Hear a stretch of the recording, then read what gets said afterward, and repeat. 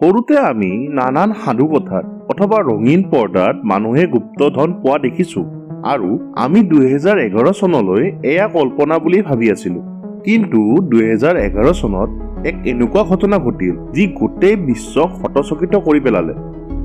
স্থান কেৰেলা, মন্দিৰৰ নাম পদ্মনাভ মন্দিৰ, চন 2011। ভাৰত চৰকাৰৰ এটি দলে পদ্মনাভ মন্দিৰৰ ভিতৰত থকা 6টা গুপ্ত কোঠাৰ 5টা কোঠাৰ দুৱাৰ খুলিলে, কিন্তু এখন দুৱাৰ অশেষ চেষ্টাৰ পিছতো খুলিব নোৱাৰিলে। ইয়াতে প্ৰশ্ন হৈছে 6 নম্বৰ দুৱাৰখন কিয় খুলিব পৰা নগ'ল? 5টা কোঠাত পোৱা ধনৰ মূল্য কিমান আপুনি অনুমান কৰিব পাৰিবনে? আৰু যিজন ব্যক্তিয়ে উচ্চতম ন্যায়ালয়ত পদ্মনাভ মন্দিৰৰ দুৱাৰ খোলাৰ আবেদন কৰিছিল তেওঁ বৰ্তমান ক'ত?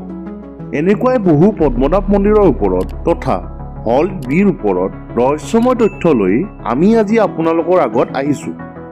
আমাৰ মন্দিৰৰ ৰহস্য সিৰিজৰ এইটো 4ৰ্থ খণ্ড। আগৰ খণ্ডকেইটাৰ লিংক সোঁফালে ওপৰত দি দিছো। যদি আপুনি এতিয়ালৈ চোৱা নাই তাত ক্লিক কৰিলেই চাব পাৰিব।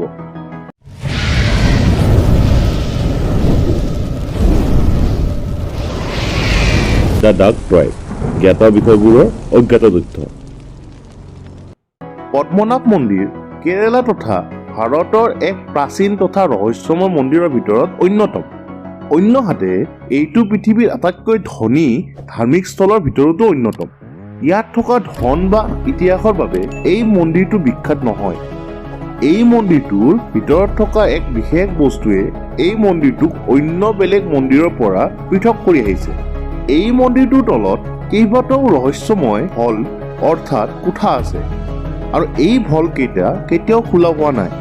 আৰু অনেক গৱেষণাৰ অন্তত গম পোৱা গ'ল যে ইয়াত সৰ্বমুঠ 6টা কোঠা আছে আৰু 6টা কোঠাত সোমাবলৈ 6খন দুৱাৰ আছে। কোনোৱে গম পোৱা নাছিল যে এই কোঠাসমূহৰ ভিতৰত কিনো আছে।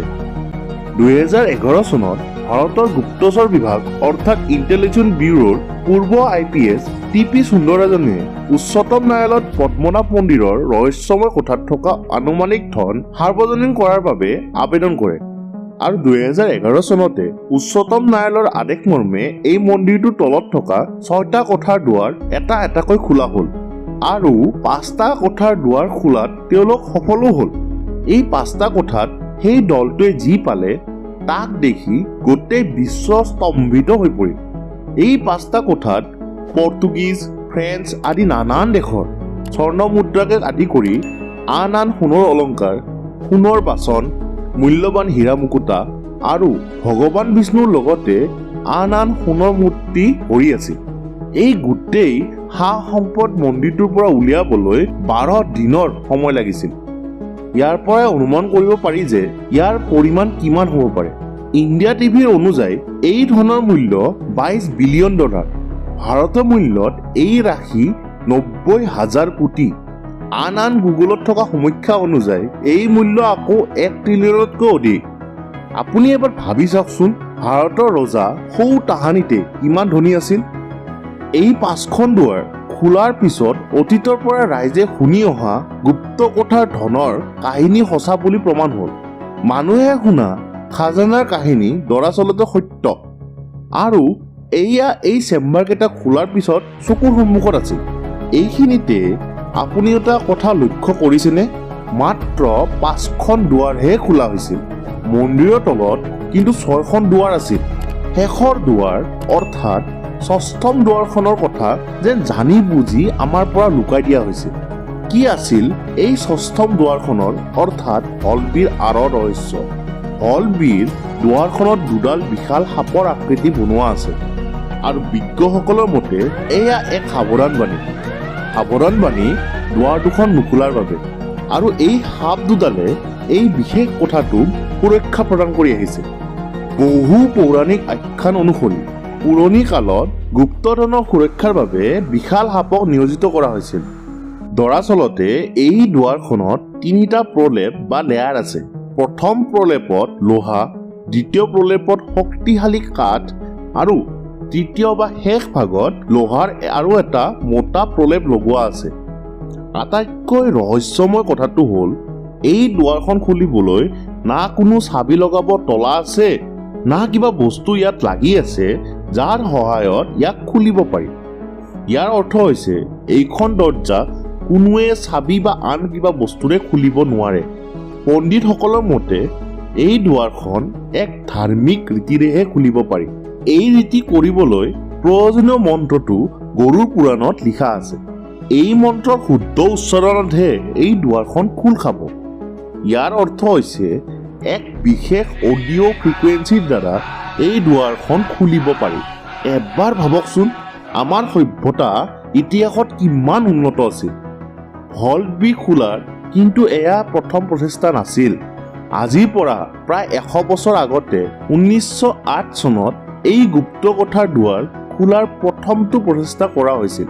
কিন্তু বিষাক্ত সাপৰ বাবে তেওঁলোক প্ৰথম দুৱাৰখনৰ পৰাই উভতি আহিছিল।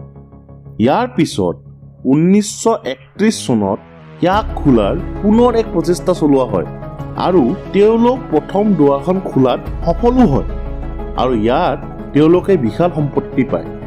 কিন্তু প্ৰথম কোঠাৰ আগত তেওঁলোক আগবাঢ়িব নোৱাৰিলে। ইয়াতে থকা ৰহস্যটো হ'ল 1908 চনত ওলোৱা সাপ 1931 চনত কিন্তু নোলাল। তেন্তে কিহৰ বাবে এই দলটো প্ৰথম কোঠাৰ পৰা আৰু আগবাঢ়িব নোৱাৰিলে? আৰু ইয়াতকৈও ৰহস্যময় কথাটো হ'ল তেওঁলোকে পোৱা ধন, সোণ ইত্যাদি তেওঁলোকৰ লগত নানি তাতে এৰি প্ৰথম দুৱাৰখন পুনৰাই বন্ধ কৰি দিলে। ইয়াৰ কাৰণ কি হ'ব পাৰে? আপুনি আমাক কমেণ্ট কৰি জনাবচোন। ধৰ্মীয় গুৰুসকলৰ মতে এই ধন দেৱতাৰ আৰু ইয়াক ওলাব চেষ্টা কৰাজন ঈশ্বৰৰ ৰোষৰ বলি হ'ব। উদাহৰণস্বৰূপে 2011 চনত গুপ্তধন ৰাজহুৱা কৰিবলৈ আবেদন কৰা টিপি সুন্দৰৰাজনৰ এক ৰহস্যময় কাৰণত মৃত্যু হয়। 1931 চনৰ 80 বছৰ পিছত 2011 চনত পদ্মনাভ মন্দিৰৰ গুপ্ত কোঠাৰ দুৱাৰ খোলা হয়, কিন্তু মাত্ৰ 5খনহে। ষষ্ঠম দুৱাৰখন আজিলৈ খুলিব পৰা হোৱা নাই। 2011 চনত ভাৰত চৰকাৰে এই দুৱাৰখন খোলাৰ চেষ্টা কৰাৰ সময়ত ভক্তসকলে ইয়াৰ বিৰোধিতা কৰি উচ্চতম ন্যায়ালয়ত আবেদন কৰে। মন্দিৰৰ লগত জড়িত লোকসকলে ষষ্ঠম দুৱাৰখন খোল খোৱাটো বিচৰা নাছিল, কিয়নো তেওঁলোকে এক ৰীতি কৰি চাইছিল য'ত ভগৱানৰ মত সোধা হৈছিল আৰু ইয়াত ষষ্ঠম দৰ্জাখন খোলাত তেওঁলোকে বাধা পাইছিল। এই ৰীতিটোক দেৱপ্ৰচনম বুলি কোৱা হয়। তেওঁলোকৰ মতে যদি এই দুৱাৰখন জবৰদস্তি খোলা হয়, পৃথিৱীত নানান প্ৰাকৃতিক দুৰ্যোগ আহিব আৰু পৃথিৱীখন এক ধ্বংসস্তূপত পৰিণত হ'ব। আপুনি কি ভাবে? এই দুৱাৰখন খুলিব লাগে নে নালাগে? আমাক কমেণ্ট কৰি জনাবচোন। আপোনাৰ বহুমূলীয়া সময় আমাক দিয়াৰ বাবে অন্তৰৰ পৰা অশেষ ধন্যবাদ। এনেকুৱা ভিডিঅ' চাই থাকিবলৈ এতিয়াই চেনেলটো ছাবস্ক্ৰাইব কৰি নটিফিকেশ্যন বেলটো দবাই দিয়ক। তেন্তে আজিলৈ ইমানেই। পুনৰ এনেকুৱা এক ৰহস্যময় টপিক লৈ অনাৰ প্ৰতিশ্ৰুতিৰে ধন্যবাদ।